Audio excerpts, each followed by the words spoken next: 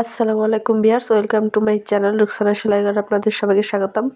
আজকে আপনাদের সাথে শেয়ার করব এই ছোটদের রেডিমেড শাড়ি আমি কিভাবে তৈরি করেছি। এটা পেইন্টিং থেকে শুরু করে সমস্ত কিছু এই ভিডিওতে দেখানো হবে। তো চলেন শুরু করা যাক। প্রথমে এটা আমি তৈরি করার জন্য একটা ওড়না নিয়েছি। এটা বাজারে কিনতে পারেন, মোড়ানো ওড়না যাকে বলে।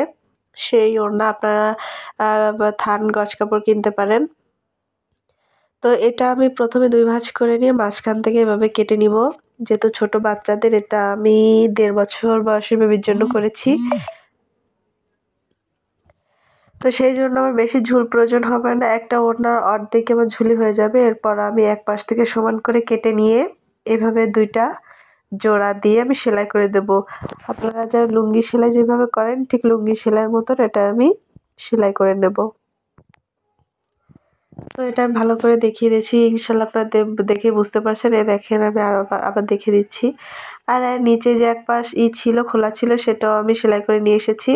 অফলাইনে এটা আমি অ্যারারুট দিয়ে এটা লন্ডি করে নিয়েছি, আয়রন করে নিয়েছি। এরপর আমি এখন করব, ড্রয়িং করব। তো আপনারা দেখেন আমি এভাবে ড্রয়িংটা করছি। তো এটা আমি কিন্তু রং দিয়ে কিন্তু হালকা করে একটু ফুল শেপ করে নিচ্ছি। আর এটা আমি শাড়ির নিচের অংশে এভাবে করে আমি ফুল দিচ্ছি। আর উপরের অংশে আমি ছোট ছোট ফুল দিব। তাই দেখেন আমি সেটা দেখিয়ে দিচ্ছি, ছোট ছোট ফুল এভাবে এঁকে এরপর এগুলো আমি রং করে দিব। আর এই ফুলের মাঝখানে যে আমি ফাঁকা রেখেছি, এখানে আমি ব্রাউন কালারের রং দিয়ে দিব পরে। আগে আমি ফুলটা ড্রয়িং করে নিচ্ছি, তারপর আমি মাঝখানে আমি এটা দিব।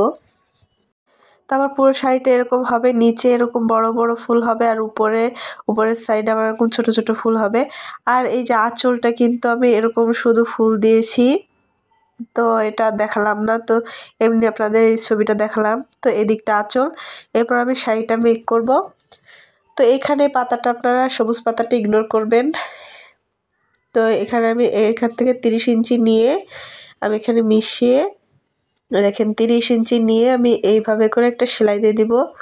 তা আশা করি দেখে বুঝতে পারছেন কিভাবে নিচ্ছে। এই দেখেন এইভাবে করে নিয়ে আমি এইখানে একটা সেলাই করে জোড়া দিয়ে দিব। তাই দেখেন জোড়া দিয়ে নিয়ে এসেছি। এবার ওইখান জোড়ার থেকে আমি 48 পরিমাণ কাপড় নিব, 48 ইঞ্চি পরিমাণ কাপড় নিয়েছি। তো আপনারা যেখানে যতটুকু কুচি দিবেন ততটুকু নিয়ে নেবেন। তো এই দেখেন আমি অফলাইনে কুচিগুলো সেট করে নিয়ে ওখানে একটা পিন মেরে রেখেছি। এরপর আলাদা একটু কাপড় নিয়ে এই মাজার মাপের কাপড় কেটে এখানে দেখেন এবার সেলাই করে উল্টাই দিতে হবে, এর ভিতর ইলাস্টিক ভরতে হবে। এই দেখেন আমি সেলাই করে নিয়ে এসেছি। এই যে মাঝখানে একটু ফাঁকা রেখেছি, এখান দিয়ে আমি ইলাস্টিক ভরবো। তো এই দেখেন ইলাস্টিক ভরে এই যে আমার শাড়িটা কমপ্লিট। আর এদিকে আঁচলে যতটুকুই রাখবেন, আঁচল রাখবেন ততটুকু নিয়ে এখানে এই যে একটু চাপ সেলাই দিয়ে দিবেন, যাতে এটা পুরোটা সেট হয়ে থাকে। তো কেমন হচ্ছে সবাই কমেন্ট করে জানাবেন।